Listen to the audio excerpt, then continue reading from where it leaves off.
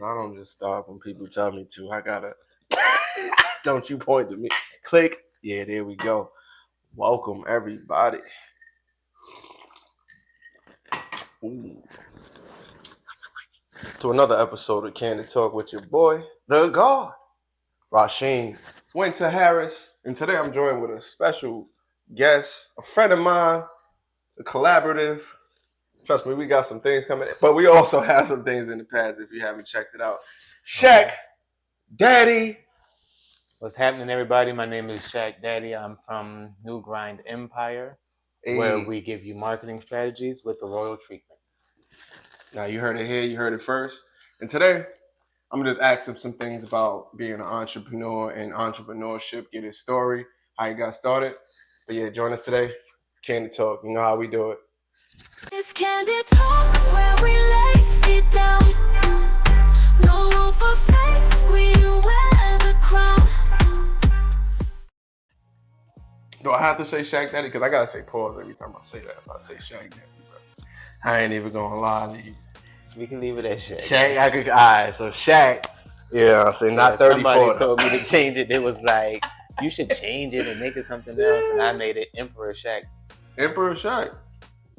That's So different. That's going to be The Emperor. what it moves to. The Emperor. Yeah, the Emperor Shaq out here. Alright, cool. But overall, how you got into entrepreneurship? Like, when did it actually begin for you? Like, what? How did that happen? Okay, so entrepreneurship as a whole started early, bro. Like ever since candy sales in school, you feel me? Like, Oh, I feel that actually. Yes. I really thought big things could Classic. happen if I was able to sell candy and shit. So, So you just had a young, like, pretty much hustles mentality from young. yeah. But But my first biggest thing that made me know that it was possible was in 5th grade when I wrote and directed my first play at my school. 5th grade, A Christmas wrote play. and directed a play. Yeah. Interesting. And what did that do for you? I guess at that point, like when you Well- selling candy and doing a play, that's like two different Right. lanes of entrepreneurship. Oh, when you really okay. think about it, that's not the same. Like, So some people can't do both. some people can't do either. But my whole thing with that moment in my life, especially being as early as it was mind-boggling the amount of control they allowed me to really have. Because when I say I directed and wrote my first play, like, it was at first a little, it's Christmas, write a Christmas story. And then my 5th grade teacher, she was very enlightening in that moment. She told me how well written my thing was or whatever, and then she decided to ask me, do I think I can take it and make it a play? So she's the one that really inspired the whole thing. Like, me as a 5th grader would have never asked, could I write and direct? No. So she was my inspiration for that moment, and I That's really crazy. can't remember You killed my her other name. question, but I appreciate you even giving that information because really I was gonna ask like what was like an inspiration to push you towards it, or at least because that's a different lane from selling candy. Because I've sold candy, Right. and really you just kind of asking, or at least I had a little help. My mom tell me what to do, but when you're doing a play, like I think that's a creative nature that kind of, I don't know, it felt limited in school. Like they don't True. really, you know what I mean? Like they'd say do this, do that, but they don't really push you to do like more. Right. Like that's something more. So I was gonna ask who inspired you to do that, but I appreciate you even bringing up that person. And mention her one more time. Shout out. I don't know her name. Oh, She was just my 5th grade teacher. Shout I out to can't the 5th remember. grade teacher though. Overall, Right. So if she Shaq remembers, Daddy. Pause. 5th grade teacher. if she remembers the situation, I would definitely like to hear her or see a comment or whatever. Because that was my inspiration. She allowed me to, first and foremost, the casting was crazy. She allowed me to do the casting call. Oh no, that's different. So That's a lot of work too. too. Sat there and looked at people do the thing, and they came and auditioned and stuff. But that whole experience, she took me through the whole thing. She let me do all of that. She let me assign jobs to different people, lighting, sound, whatever, what have you. Like, man, props. They all took my insight on props. The art department made it and everything. Everything, man. And I just, that moment right there let me know that I was capable of doing that type of thing. So, as far as what you do today, 'cause I know you do a lot like I do a lot. That's kind of that's an understatement. That's an understatement. So, how did that transition to like things that you are inspired to do today? Like, you can even mention like the main thing, because you even said the new business, everything.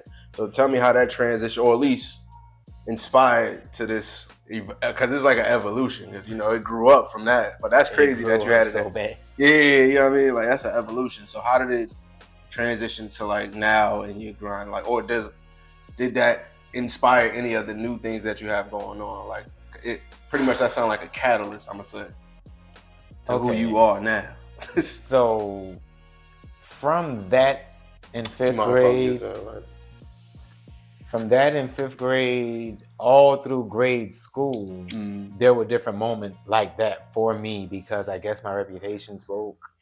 So I've been doing this since fifth grade, for real, where I've been writing and, you know, doing plays and stuff like that at the school, the church, wherever. But I went to college, and when I went to college, I ended up going to school but not being in school. So I went. Wait, what you mean by that? What you mean? Yeah, hold on, wait. Okay. I was with you for a second.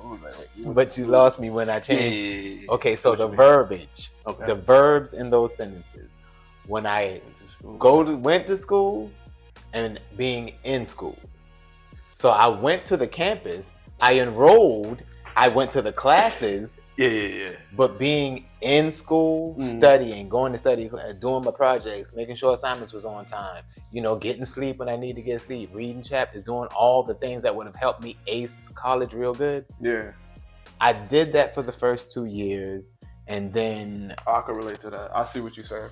It was like, what you're saying. While I was there, I wasn't getting what I thought I should be getting in college. All those first 2 years felt like a repeat of high school stuff. Science, math, history. And I was like, nah, I'm supposed to be learning about what I got a major for. I felt the same way. I see what you mean. More of my emphasis went into my marching band stuff, and then my marching band, my campus activities board. Then me and a group of friends, we did the step team for the dormitory. Years later, we got with a group of friends from different schools in the area that I went to school in, the same district. We came together. He made a dance team. I joined the dance team. So, you know, there were all these different things I was doing that gave me more fulfillment. Got you. And then school took a back seat. And especially after I moved off campus, because then I was working and getting a job and paying bills and all that. You pretty much doing everything else so, at that point.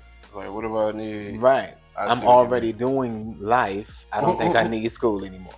Now, Mom, I know you were paying for it, and you're highly upset right now that debt is looming over me. But I digress. Yeah. I went to doing all of those things and got my fulfillment, and then it got with a group of people which they were club promoting. When I saw how much money we can make club promoting, I really threw school out the window. I started doing so much, then selling t-shirts, taking pictures, doing video for people. I'm making it happen on my own terms and making bread. Like, no, I feel that. So pretty much you just started hustling, and by the time you thought about school again, technically it was like it was too late. It's too late. Yeah, I'm already on the drum. Like, I had already flunked out that semester and had to figure out how I was going to get back into school without having to tell my mom. So, you know, that part in itself was kind of devastating, because I really didn't want to have to tell her that I was just fucking off. But she found out. She came.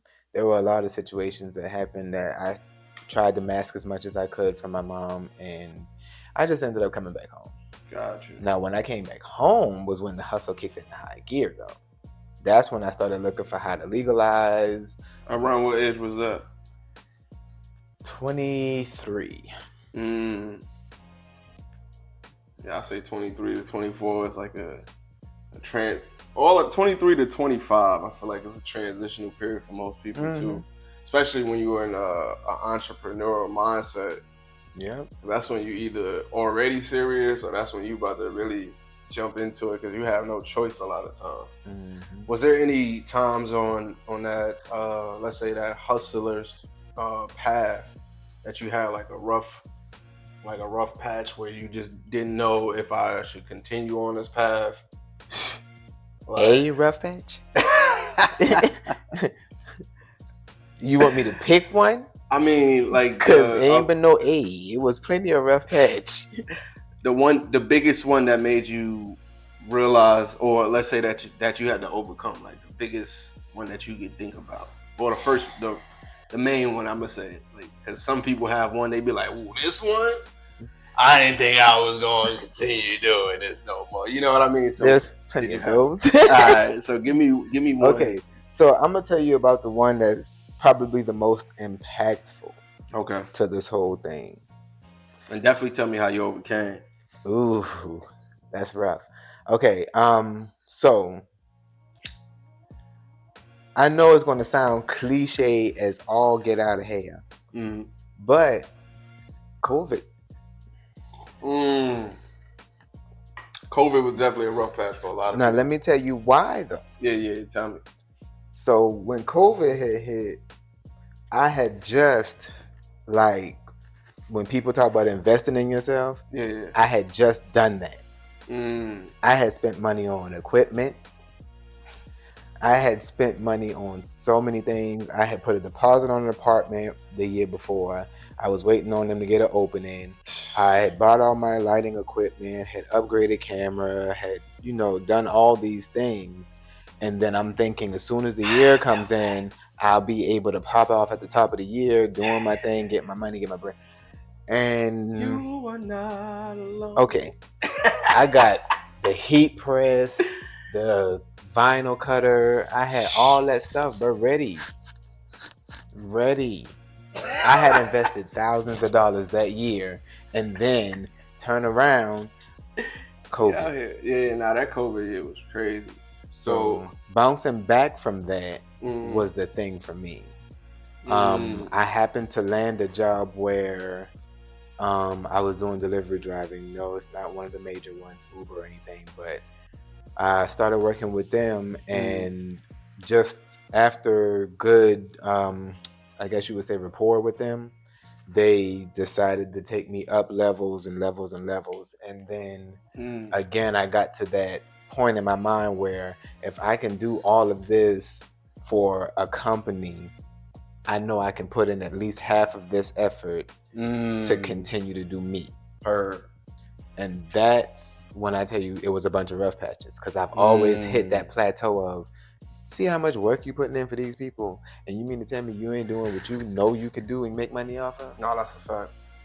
I think a lot of people don't even think about it that way, and they put in most of their hard work at the job. I'm not saying don't work hard at your job either, but at the same time, you put in all your energy that you even have possible, and don't have anything left for yourself. And see, that in that's itself, not balanced. Yeah. It's not balanced, but that also lets me know what you say you want to do is not your passion. Speak about passion, because that's a predominant word when it comes to our field. Okay, in my perspective, passion is that thing you will do for free because it brings you so much joy. Not the thing that I'm good at doing and I know I can make money from, but the thing that I could do for the rest of my life and die happy.